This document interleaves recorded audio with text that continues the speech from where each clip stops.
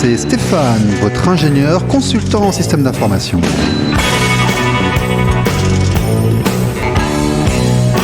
Bonjour, c'est RLP Business. Bonjour et bienvenue sur 102.3 RLP Business, un nouveau direct depuis Coulommiers-Chamiers, depuis le stade Parrot. RLP Business, nous allons parler management. Nous allons parler entreprise, nous allons parler économie. Nous avons aujourd'hui avec nous Sébastien Frouin. Sébastien Frouin, la présidence du MEDEF 24, la présidence du groupe Vigier. Sébastien Frouin, entrepreneur, connaissance d'entrepreneur. Évidemment, quelqu'un, un père de famille, un grand-père aussi d'ailleurs, m'a-t-il dit, quand nous étions en off et autres. Monsieur Frouin, bonjour. Bonjour Stéphane et bonjour aux auditeurs. Et bonjour aux auditeurs. Écoutez, aujourd'hui nous allons regarder qui est Monsieur Sébastien Frouin. Nous allons parler du MEDEF 24. Qu'est-ce que le MEDEF 24 en province, vraiment si différent de Paris? Et quelle est dans ce MEDEF la position des petites, moyennes entreprises, des indépendants? Tout ça, c'est tout de suite, ne bougez pas, c'est l'invité de la semaine, c'est juste après ça.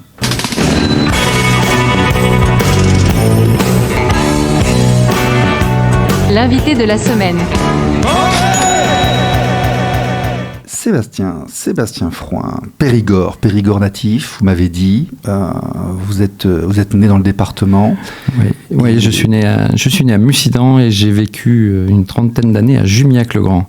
Voilà. J'ai fait mes études sur Paris, mais j'ai toujours vécu en Dordogne, donc c'est aussi le début de mon histoire et toute mon histoire avec ce territoire. C'est le cru, c'est l'amour, on en parlait un petit peu en off aussi, c'est l'amour du cru, les espérances dans le Périgord vert, vous disiez aussi éventuellement. Ouais, le Périgord.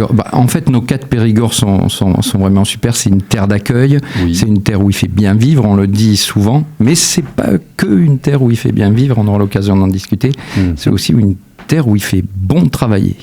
Alors, Sébastien, les gens ne vous connaissent pas forcément parce que vous êtes très discret. Quand on vous cherche un peu sur les réseaux sociaux, je vous ai trouvé très humble. Il n'y a pas votre CV sur LinkedIn, il y a assez peu d'interviews. Là, c'est l'occasion d'en parler.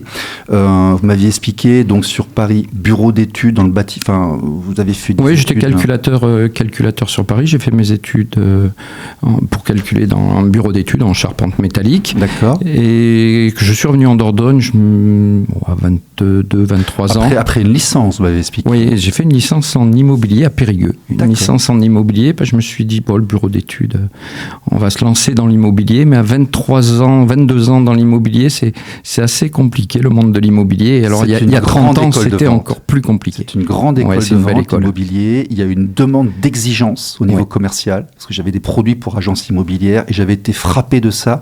L'agent immobilier, vous lui posez une question, il a réponse quasiment à tout. Il connaît toutes les informations et vraiment, au niveau commercial, c'est le moindre petit détail, c'est l'excellence. On vend des maisons, on vend des appartements, c'est le top. C'est surtout une école du service. On fait du commerce, c'est du service au client. On est là vraiment pour lui apporter toutes les réponses et je crois que c'est ce qui m'a construit et c'est ce qui fait qu'effectivement le métier d'agent immobilier, c'est un métier noble où on doit tout le temps avoir cette exigence du service du client. Oui, on prend des chèques à 6 ou 7 chiffres là. En Dordogne un peu moins. Ça peut monter très vite. Hein. Et combien de temps agent immobilier ? Non, je suis resté juste une année d'agent immobilier, 22 ans, face au grand mammouth de Périgueux. Et une société au nord du département dans lequel j'avais fait mes stages m'a appelé en me disant, écoute, tu veux pas venir travailler avec nous, on cherche un dessinateur calculateur. Et au bout d'une année d'immobilier où effectivement ça devenait très compliqué de jouer les coudes, je suis reparti en bureau d'études. Je suis resté 7 ans dans cette société du nord du département comme calculateur, responsable de bureau d'études et chargé d'affaires. Je vendais des bâtiments indus et agricoles sur le Limousin. D'accord. Et l'histoire, si je dois raconter un peu mon histoire, en 2001, Jean Vigier m'a contacté en me disant, je viens d'acheter une boîte au tribunal de commerce sur Bergerac, est-ce que ça vous intéresse de venir vous en occuper ? Une boîte avec une trentaine de personnes qui qui avait coulé, donc voilà, tout simplement en 2001. Et je débarquais là en essayant de restructurer, de monter cette boîte qui n'avait plus de chiffre d'affaires, qui ne faisait plus rien donc. Et au fur et à mesure du temps, j'ai pu arriver jusqu'aujourd'hui à être président de ce groupe au bout de 25 années de cette société qui faisait, on va dire, plus rien. Dans la partie construction, aujourd'hui, construction métallique Vigier, c'est une 30aine de millions d'euros de chiffre d'affaires. Alors c'est intéressant. Que faisaient vos parents ? Rapidement. Alors, maman était petite commerçante à Jumiac-le-Grand. D'accord. Un petit tabac-presse à Jumiac-le-Grand, et papa était plombier. D'accord. À son compte aussi ? Alors, il était à son compte. Il a eu un grave accident de la vie. Un accident en travaillant, donc un accident du travail. Et donc, il a coulé la boîte, tout simplement. À l'époque, même encore d'ailleurs, quand on est artisan seul et qu'on se retrouve arrêté dans son parcours de vie professionnelle, on se retrouve sans rien. Et maman a dû s'occuper de nous, de moi et de ma sœur. Et lui, un long séjour d'hôpital. Et qu'en sortant de l'hôpital, un peu miraculé, il est reparti ouvrier. Donc mon père était ouvrier les 20 années suivantes jusqu'à la retraite. Donc je reste à ce contact du petit commerçant et du petit artisan, et avec un très noble dans ma bouche, c'est pas du tout péjoratif quand on dit petit. C'est là où vous voulez en arriver, c'est de manière native. Vous étiez confronté au monde de l'entreprise, tout à fait, au niveau de l'indépendant et des petites structures, puisque vos deux parents étaient dans cet environnement-là. Vous avez commencé par une PME. Oui, on a commencé par et vous connaissez PME. aussi les grosses structures via Vigier, donc vous avez une vision du monde de l'entreprise qui va de l'indépendant à son compte, en passant par la PME jusqu'au gros groupe. Tout à fait. C'est intéressant de le noter quand même, voilà. Oui, c'est souvent ce que j'aime dire, c'est qu'en plus le groupe Vigier, c'est une fédération de petites entreprises. On a monté avec mon associé Grégory Sarens, puisqu'on est deux sur cette histoire et cette aventure. Enfin, on n'est même pas deux, on est deux plus 12 directeurs qui gèrent chacun sa petite structure. En fait, c'est une somme de petites entreprises. De la plus petite, ça a 4 salariés, et la plus grosse, c'est Construction Métallique avec 70 salariés. Donc, la réalité du quotidien du chef d'entreprise, on la connaît. Celle du terrain du territoire Dordogne, on la connaît. Même si on a aujourd'hui 2 structures en Charente-Maritime. On vient d'en acheter une à Sarlat, on en monte une à Chalon, sur Saône. Et on est en train d'en racheter une. Chalon-sur-Saône, on se rapproche de chez moi, là-haut, la Franche-Comté. Alors, c'est un autre pays du vignoble, en plus. Donc, voilà. Ouais. Alors, je vais vous faire prendre votre casquette du MEDEF aujourd'hui. Oui. Je serais ravi de faire une émission. On a parlé sur Vigier, parce qu'il y a beaucoup de choses à dire. C'est une histoire fabuleuse. Oui, c'est une belle histoire familiale et une belle transmission. Oui. On a ouvert le capital à nos salariés. On a vraiment une démarche très... Et c'est aussi, je pense, ce qui peut être un plus pour le MEDEF, oui. Alors, qu'est-ce qui a fait que vous vous êtes retrouvé... Comment devient-on président du MEDEF 24 ? M'a expliqué que très rapidement, il y a 20 ans, vous étiez rentré au MEDEF. Mais expliquez-nous, parce que nous, de là où on regarde, pour nous, le MEDEF, ce sont ces grandes salles de Paris, c'est les patrons qui disent il faut travailler plus, être payé moins, etc. Ça, c'est l'image caricaturale qu'on peut en avoir. Mais ici, en Dordogne, c'est ça qui se passe ? Non. Même à Paris, c'est pas ce qui se passe.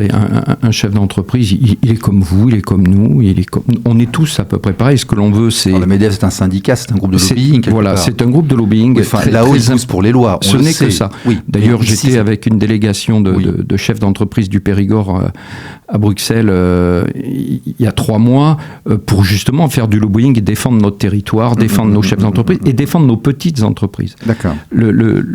Le MEDEF en Dordogne, c'est, on le dit pas, alors c'est vrai que le grand public le sait pas forcément, on est le 2e ou le plus gros MEDEF de France. On a 1350 adhérents.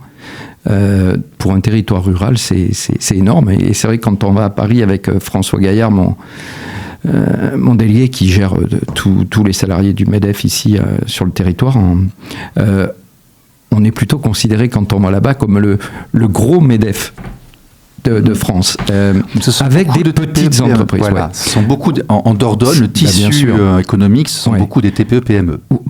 Plus de 50% de nos entreprises ont moins de 10 salariés. Oui, donc on a 700 entreprises chez nous qui ont moins de 10 salariés. Local, tout à fait. L'industrie locale est comme ça. L'économie locale, elle est comme ça. On a de très belles sociétés, on a de très belles boîtes en Dordogne.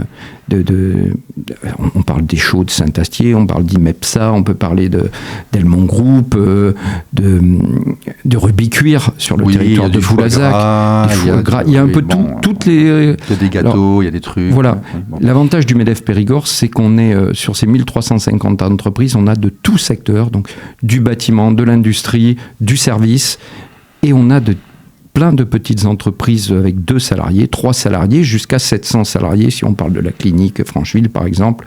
Donc, on représente vraiment tout le tissu économique du territoire et de tous les territoires. Alors, nous, on n'a pas 4 Périgord, mais on a 6 territoires du MEDEF répartis donc à Nontron. Vu qu'on est nombreux, il faut aussi qu'on puisse se voir régulièrement, se voir souvent, échanger, parce que le MEDEF... C'est un club d'affaires, c'est un club d'entreprise. Alors, c'est pas un club il y a une business. Cotisation. Oui, il y a une cotisation, bien sûr, une cotisation proportionnelle au nombre de salariés. D'accord. On ne paye pas la même cotisation si on est un seul indépendant qui veut sortir de ça. Ça, on va le dire aux gens aussi. Indépendant libéral, vous pouvez aller discuter, vous retrouver avec des... On a plein d'indépendants libéraux qui sont avec nous au MEDEF, qui viennent, qui participent et qui amènent aussi leur savoir-faire, puisqu'on est aussi un club d'entraide. On est avant tout un club d'entraide. Okay. On n'est pas un club business, on n'est pas un club service, on est là pour s'entraider, on est là pour se souder. C'est pas le BNI, c'est pas le business club. Pas du tout. On a des petits clubs business, puisqu'on va en parler aujourd'hui sur les 1350 adhérents. On a en gros 259 réunions cette année. On a fait 259 réunions, rencontres entre chefs d'entreprise. C'est énorme. C'est énorme. C'est plus d'une tous les 2 jours. Tout à fait. Alors ça va du petit déjeuner rencontre sur chaque territoire, où on est à chaque fois une vingtaine, une trentaine, une quarantaine. Ça c'est bien, ça. Suivant le secteur. Voilà.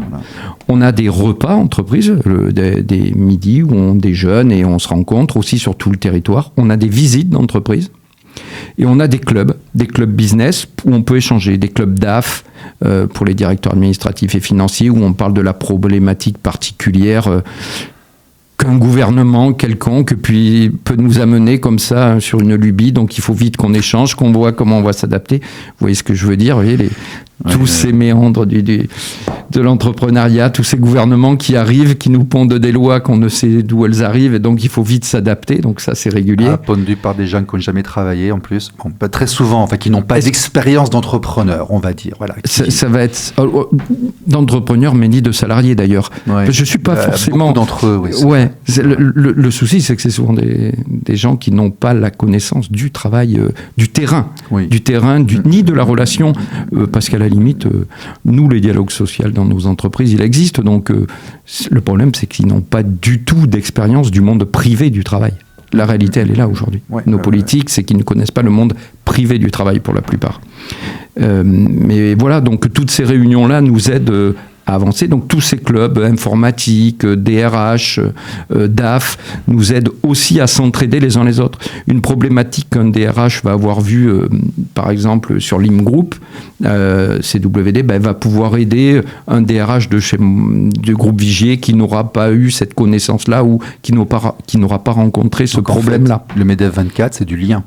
Ah, c'est énormément de liens. Voilà, c'est mettre les gens ensemble et faire un peu d'émulation et du partage de connaissances et de pratiques. Ouais, on se serre les coudes, on n'est pas seul, on est ensemble pour avancer et pour aller plus loin, on est ensemble pour s'aider. C'est aussi, et on n'en parle pas assez, mais le MEDEF, c'est aussi beaucoup de mandats. On a 130 mandataires à la sécurité sociale, à l'URSSAF, à la caisse d'assurance maladie. Enfin, on a des mandataires patronaux puisque tous ces organismes sont gérés paritairement, donc avec les syndicats patronaux et les syndicats de salariés qui travaillent main dans la main pour essayer de trouver des solutions à toute cette gestion-là et qui se passe d'ailleurs plutôt très bien.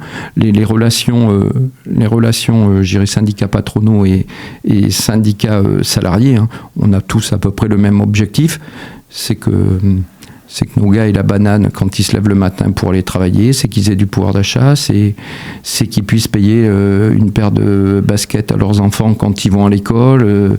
C'est la réalité du quotidien. On en parlait aussi tout à l'heure de nos clubs de sport. C'est que nos clubs de sport puissent vivre, c'est que notre territoire puisse vivre. Je pense qu'on a tous le même objectif et la même réalité du terrain. que peut-être nos politiques n'ont pas compris d'ailleurs. Une petite question, il faut que je la pose, parce que je me la pose à moi-même depuis un certain temps. Le MEDEF 24, je croise beaucoup de gens qui y sont, je vois ce qu'ils font, ils ont des réunions, tout ça, c'est très bien. Quand vous allez à Paris, est-ce que vraiment c'est la même chose? J'ai l'impression que en fait, le lobbying national est tenu par des grands groupes, par des personnes qui représentent plus des personnes morales, alors que quand je parle aux gens ici en Dordogne, je vois des acteurs du territoire. C'est une illusion parce que je suis loin, ou est-ce que c'est un petit peu comme ça? Alors, oui, je pense que les chefs d'entreprise, même qui se rejoignent tous quand on se rejoint à Paris, puisqu'on se voit régulièrement sur Paris, fondamentalement, on est tous les mêmes. Ils sont tous issus aussi du territoire, et des territoires. Atos, Dassault, c'est pas la même chose que l'épicerie de Montignac. Ce sont des grands dirigeants, mais oui, c'est pas forcément des chefs d'entreprise. C'est eux qui sont le plus médiatisés. Quand on parle MEDEF, c'est eux qu'on voit le plus. Non. Quand vous voyez Patrick Martin, c'est le patron de sa boîte, il gère toutes ses sociétés, c'est un homme de terrain qui a des structures. C'est pas il est actionnaire, il